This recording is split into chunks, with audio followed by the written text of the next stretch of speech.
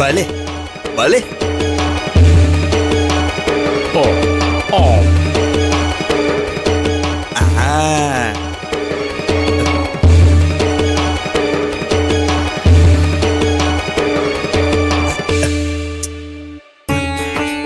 భలే భలే భలే భలే. తీయని పచ్చడి ఎంత బాగుందో. ఇలాంటి తీపి పచ్చడిని ఒక్కసారి కాదు 100 సార్లు తినాలి. పదే పదే తినాలి. మహా రుచిగా ఉంది. మీరు కూడా తినండి. కొనండి.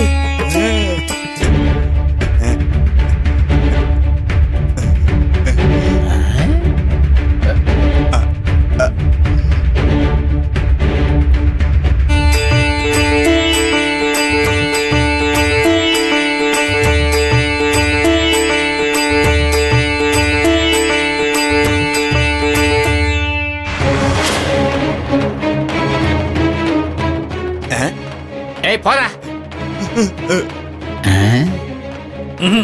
అయ్యయ్యో, తేలు ఏమైపోయిందిరా? కాకెత్తుకెళ్ళిందా, ఎలుకెత్తుకెళ్ళిందా, లేదంటే అది జాడీలోనే ఉందా? తేలు ఏమైపోయినట్టు? ఏమండి, నేను చెప్పేది కాస్త వినండి. చెప్పు.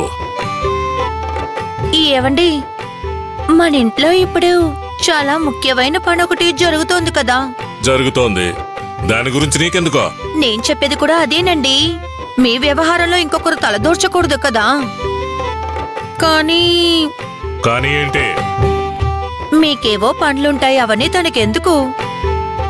అదేనండి, గోదావరి అక్క ఉంది కదా, 24 గంటలు మీ మాటల్ని చాటుగా వింటోంది. నువ్వు సంతకి వెళ్ళాలి. అక్కడ తీపి పచ్చళ్ళు కొనాలి. వాళ్ళు చేసిన పచ్చళ్ళు రుచిగా ఉన్నాయని అందరి సమక్షంలో మెచ్చుకోవాలి.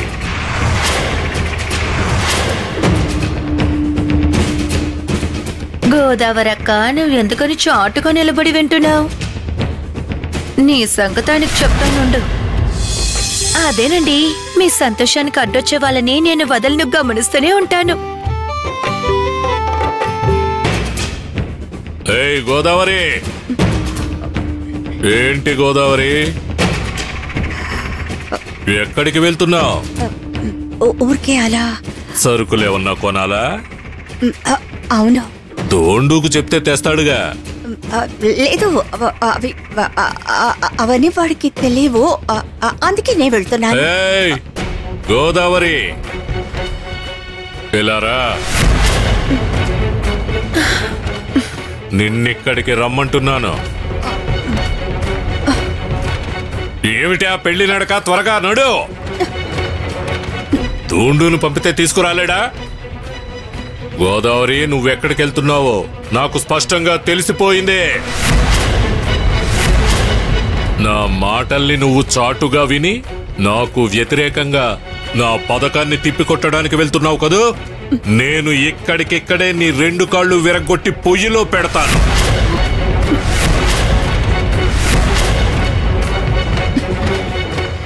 అవునక్క, నీ గురించి నేనే ఆయనకు చెప్పాను. ఆయన ఎవరితోనో మాట్లాడుతుంటే నువ్వు చాటుగా వినడం నేను చూశాను. ఇదేం బుద్ధి, ఎన్నింటి వాసాలు లెక్క పెడుతున్నావు?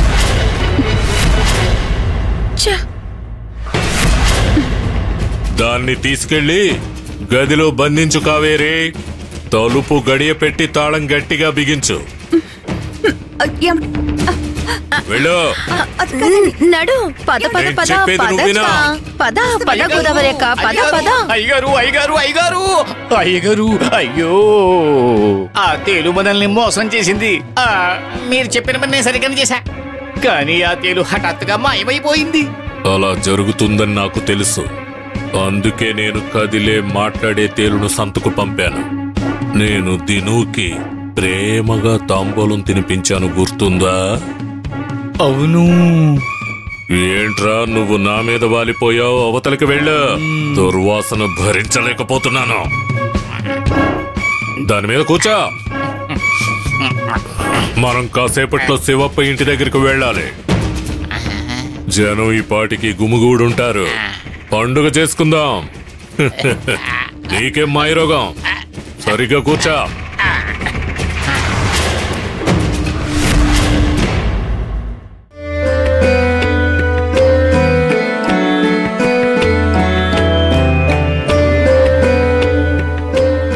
ఆ తేలు ఏమైపోయిందండి? అది తప్పుడు సమయంలో తప్పుడు చోటికి వెళ్ళింది. కాబట్టి ఇప్పుడు సరైన సమయంలో సరైన చోటుకి వెళుతుంది. నువ్వు దిగులు పడకు దేవి. దిగులు పడకుండా ఎలా ఉంటాను? ఆ సొక్కు కుటుంబం ఇప్పుడిప్పుడే కాస్త సంతోషపడుతోంది. ఎన్నో కష్టాలు పడిన తర్వాత ఇవాళ సంతోషంగా ఉన్నారు.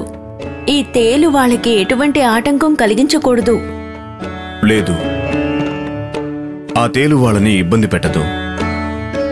అంటే ఇంకాసేపట్లో ఖచ్చితంగా వాళ్ళ సంతోషం ఆవిరైపోతుంది. దాని కారణం ఆ తేలు కాదు, ఇంకేదోనని చెప్తారు. అంతేగా? ఇదే నాకు నచ్చదు. పైగా దిగులు పడొద్దని నాకు ధైర్యం చెప్తున్నారు. అయ్యో, నేనెలాంటి సమస్య సృష్టించట్లేదు. అసలు నాకు అలాంటి ఉద్దేశమే లేదు. కానీ మీరిలా సాగదీస్తేనే నాకు కోపం వస్తుంది. కొంచెం సంతోషంగా ఉంటే చాలు, ఏదో ఒక సమస్య వస్తుంది. దేవి, సృష్టిలో అన్నీ ఎలా జరుగుతాయో నువ్వు మర్చిపోయావా? భవిష్యత్తు నా చేతుల్లో ఉందా? భవిష్యత్ అనేది వారి వారి కర్మ ఫలితాన్ని బట్టి నిర్ణయించబడుతుంది దేవి. ఎవరి కర్మ ఫలితాన్ని వాళ్ళు అనుభవించి తీరాలి. ఈ మధ్యలో ఎన్నో సంఘర్షణలుంటాయి. సమస్యలకి ఏ ఒక్క మానవుడు అతీతం కాదు. మీ మాటల్ని బట్టి నాకేం అర్థమవుతోందంటే చిన్నారి సక్కుని ఇంకా ఆ కుటుంబాన్ని ఏదో పెద్ద సమస్య చుట్టుముట్టబోతోందని. ఇప్పుడున్న చిరునవ్వు త్వరలో మాయమవుతుంది. అది తలుచుకుంటే మీకు అస్సలు బాధ కలగడం లేదా స్వామి?